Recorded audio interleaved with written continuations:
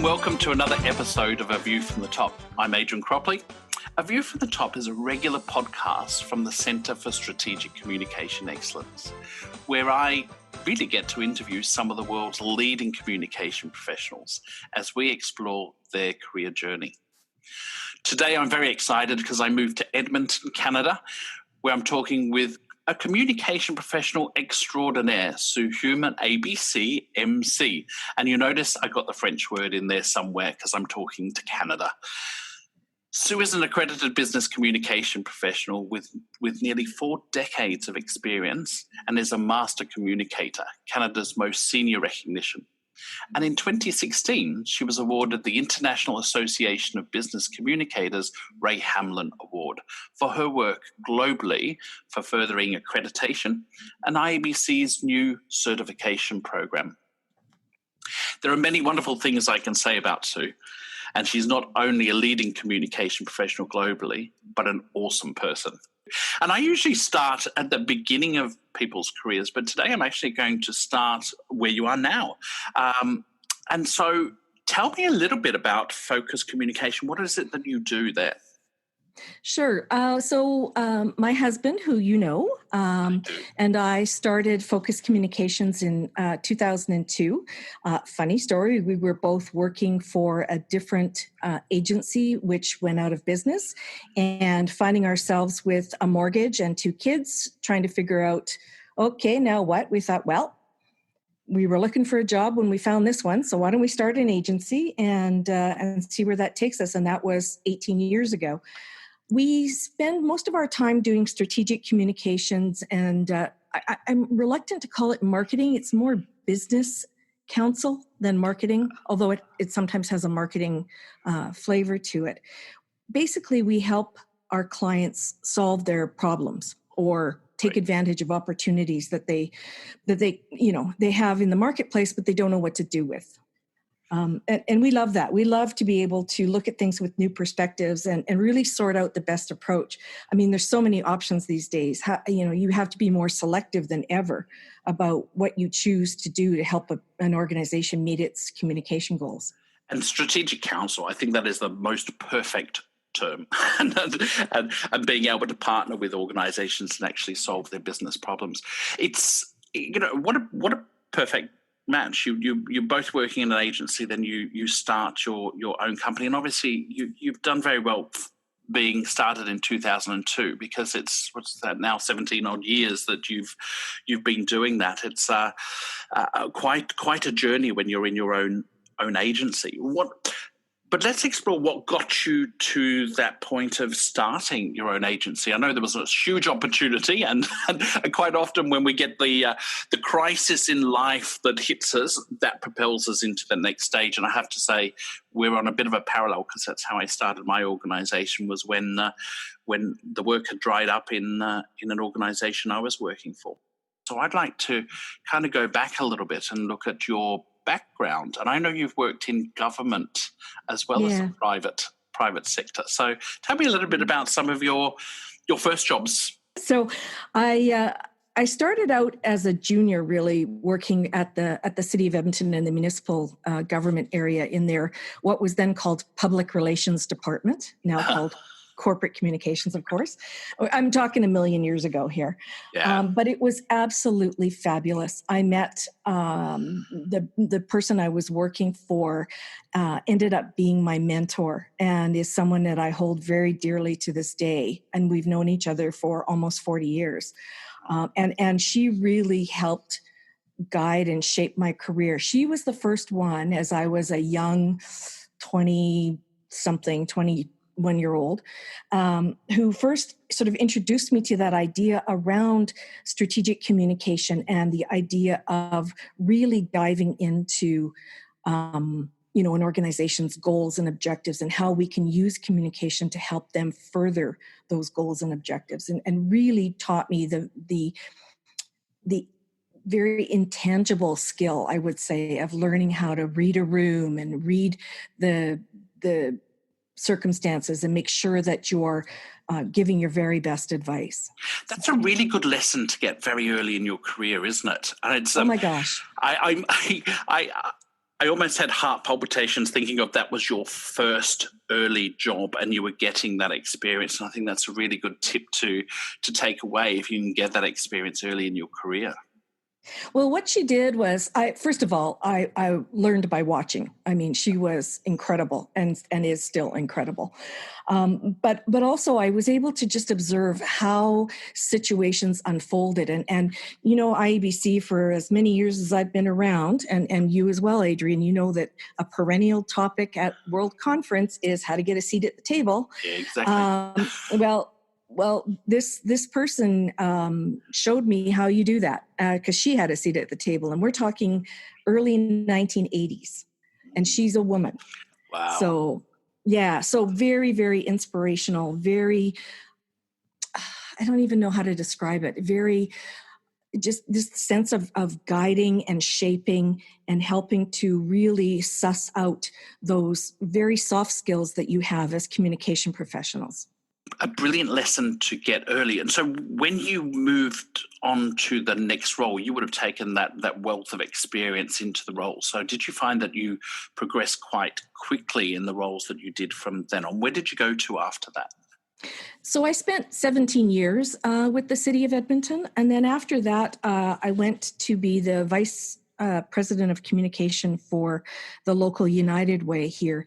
And I had done a lot of work at the city of Edmonton in the sort of social service sector. So it was a really easy segue for me to get into that sort of voluntary fundraising, community service type of organization. And plus it really spoke to my heart. I had a very short 3-month stint with an industrial company. And I could never understand what they were talking about. Seriously. I was like, what? So I learned very early on that you really do need to be aligned with the organization you're working with, whether you're an employee or you're a consultant. It really needs to resonate with you personally, because you will give it your best effort then, because you feel it deeply. I did not feel deeply about this industrial organization, even though they're a great company. I couldn't wrap my head around what was important. Yeah. And having come from that very sort of social service sector, United Way was a great place to land in terms of just furthering that kind of experience.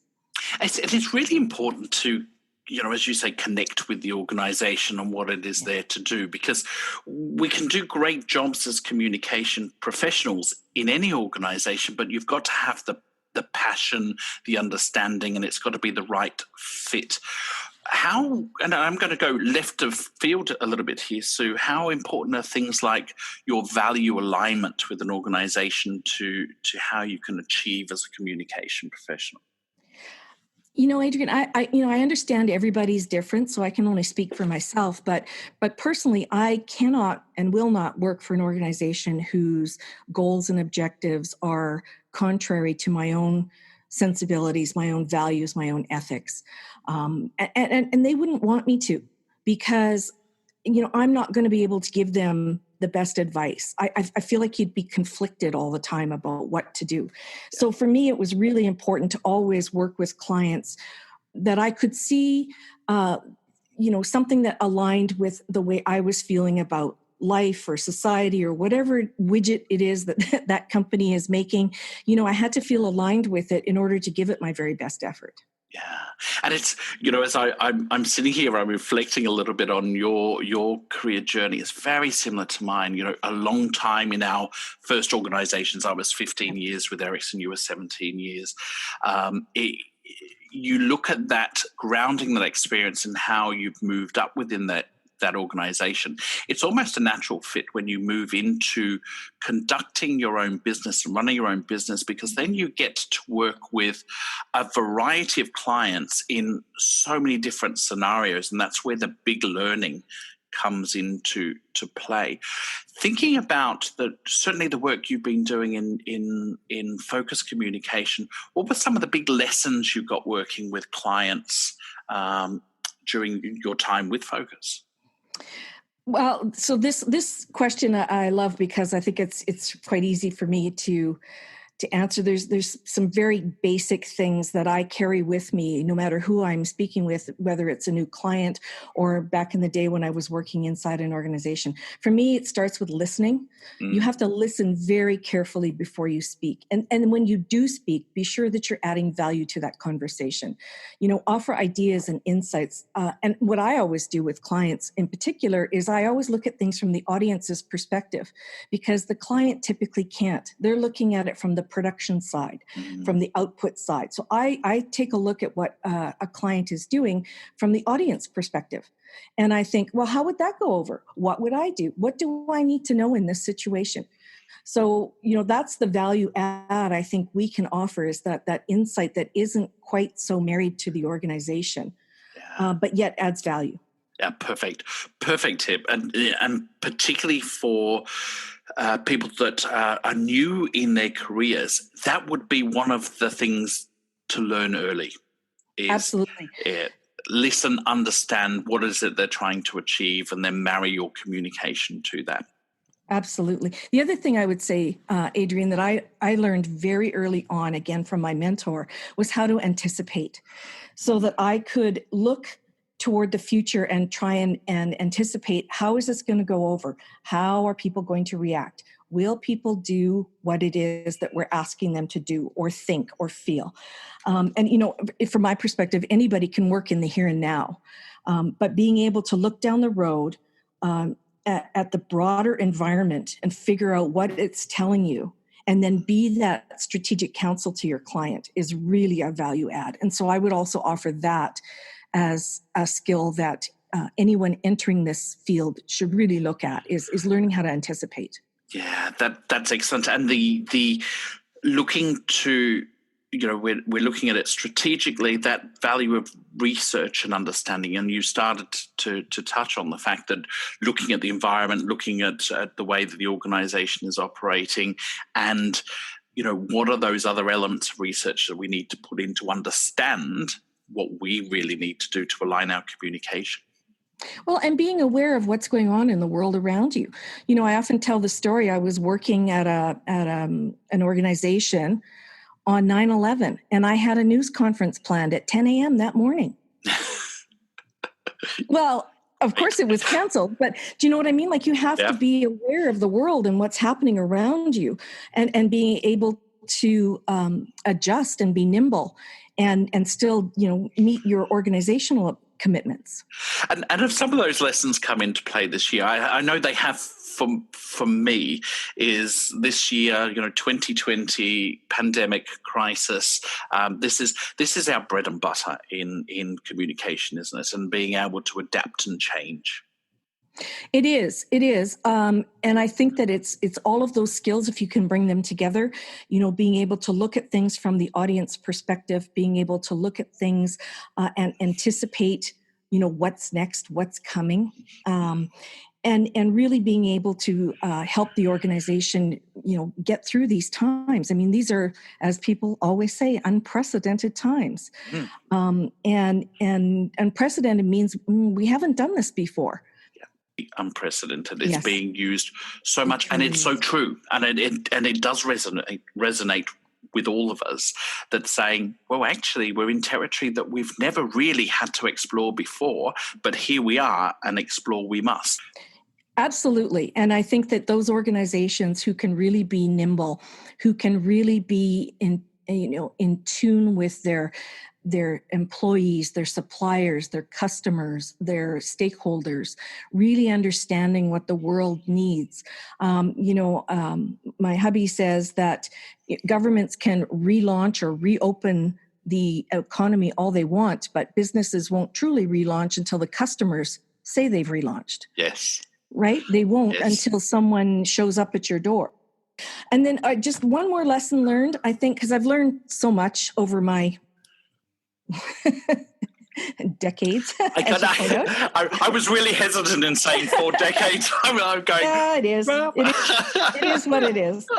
And that is really to develop your emotional intelligence. I mean, learning how to keep a poker face no matter what's going on is really critical and important for communication professionals. And especially in times of extreme stress or tension, you need to know when to walk away and leave the conversation for another day, as opposed to, diving in, no matter how much maybe somebody's getting under your skin or someone is, doing things. Sometimes you have to learn to walk away. And keeping that poker face, that emotional intelligence is really a critical skill. And is that a hard skill to pick up early in your career? Because I often reflect back when I was younger, and I can now as an older and I hope wiser person go, emotional intelligence is just so important to not just be aware of your interactions, but be able to manage them. And when you're younger, there's a little less of the filter, and there's that whole gung-ho-ness about it. But I think that's a skill to learn very early. Absolutely. And it's not easy because, it's not something that a lot of organizations put any time and attention to. I remember when I was in college and I turned in my very first writing assignment, and I was so proud. I spent so much time on it, and I proudly walked up to the professor at the front and I said, "Here you go. This is the best thing I've ever written." And he looked at me and said, "God, I hope not." Yeah. Because, what he was saying is you got miles to go and there's things to learn every day. And so, keeping that poker face, under pressure, I mean, it starts early if you can.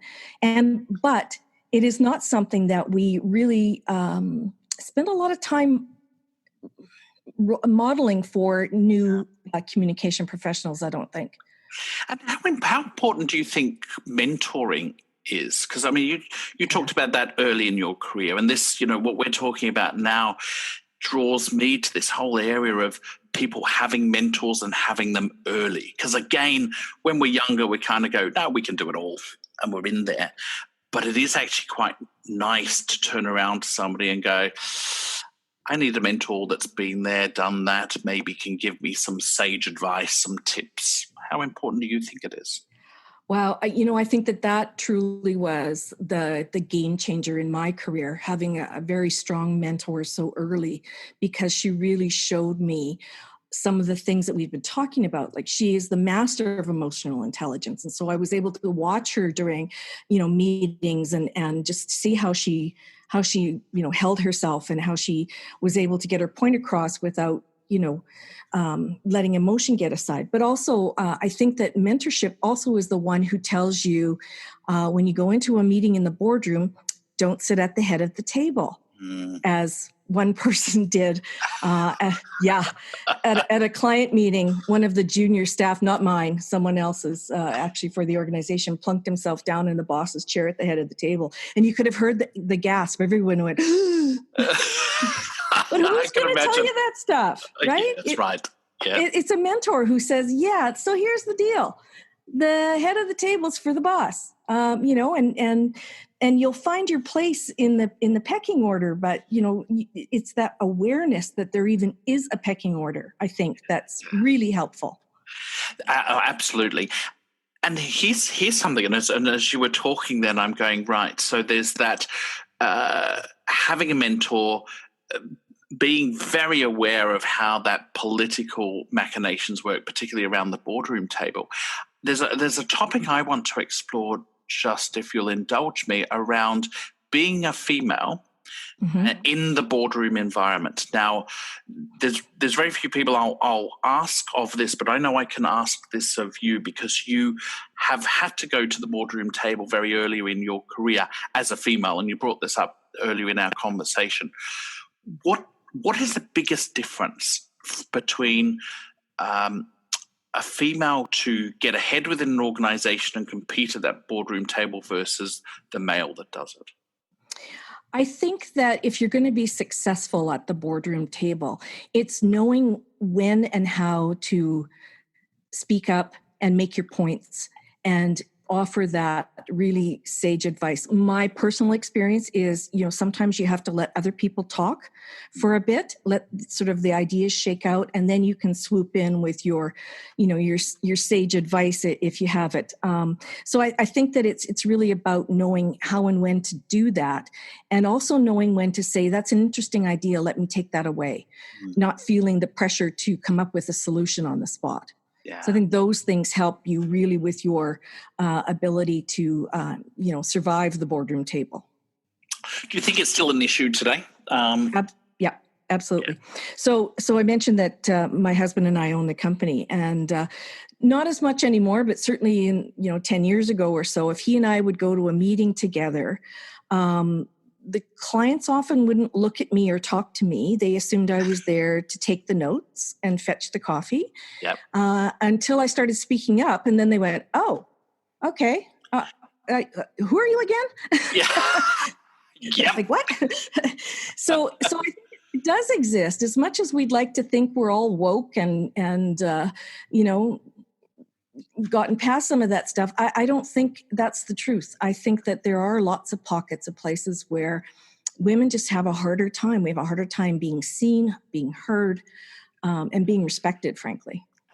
And quite often it's the unconscious bias as well. I mean, there's certainly the arrogance there, and I've seen that at play too. And I'll relate to you a very short story of when I was working in the UK with a team, and there was 5 of us, and we went to talk to one of the top tier accounting firms, very male dominated, talking to mid-aged male. There was 5 women. There was me in the room, and we had worked out who was asking which questions and taking the brief. And I remember that no matter who asked the question, he always answered to me. Yes. And it was really interesting in the room, because I was watching this dynamic and going, this is just so not right. And you couldn't really call it straight out. He's the client. We needed to get the information we did. So I physically started moving myself out of the way so he could no longer give me the eye direction, and he had to make connection with the women that were in the room. And it was just so there. And I go, so was that a conscious thing or was it an unconscious thing? And sometimes it's hard to tell the difference between. But it still is, it's still around. And it's still there, yeah. I remember many years ago working inside an organization, and there were 3 of us in a meeting, 1 fellow and 2 women, and somebody knocked on the door to interrupt, walked in, looked at the guy and said, "I'm sorry to interrupt your staff meeting." It was the other woman who was actually our boss, the guy and I. She was our collective boss. Yeah. But he was talking to the guy in the room. And so I think these things do persist. Yeah. And I think as a profession, and I look at this at a much more holistic, we've got to continue to help influence those types of responses within the organizations that we work for. I think I think we still have a big job to do. Well, and as we're seeing on many fronts, there's lots of work to do, just as how we relate, one human being to another. So I think that there's stuff that everybody can learn and be better at every single day. And certainly that's always been my sort of lifelong mantra is I am a lifelong learner. Yeah. And you have to be. When I started 39 years ago, it was on an electric typewriter, and we used to courier news releases to the media. Truly.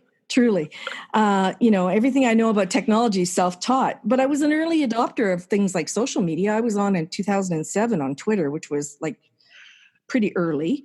That stuff's been it a was game actually, changer. yeah. Yeah, it was. I was pretty early. It was a game changer. Now I would say to you, I'm not sure if social media is changing things necessarily for the better anymore. No. I wait for the next big thing to come along. Yes.